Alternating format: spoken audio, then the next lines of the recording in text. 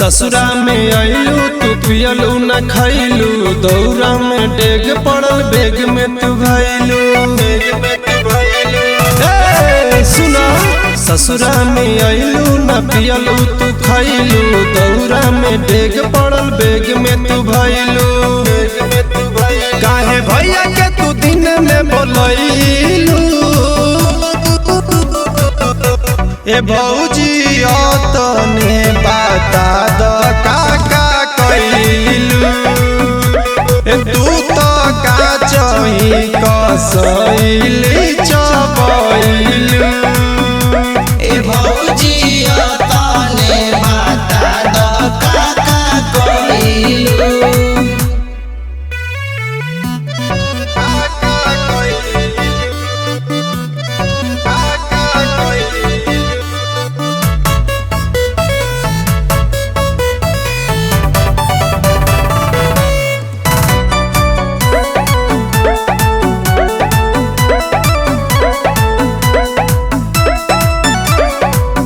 गदरल जवानी तो हर लागे अमलेट हो, रहल खखुआइल खाए लगल चॉकलेट हो।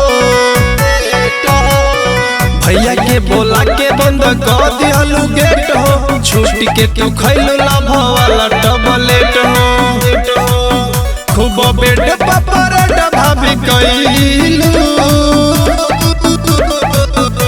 ए भौजी तने बता द का कइलू, तू तो का चाही कसैली चबैलू। ए भौजी तने बता द का कइलू।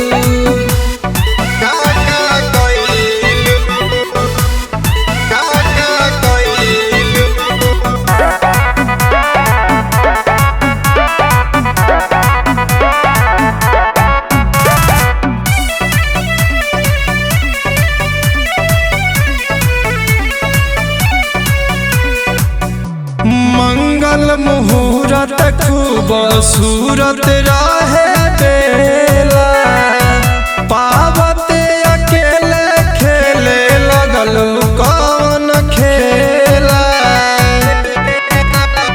तोहरा तो छैले बाटे तन मन में मेला, जियरा जुड़ई है भैया रंजन लबेला।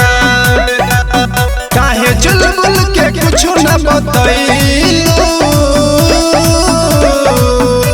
ए भौजी तने बता द का कइलू, तू तो का चाही कसैली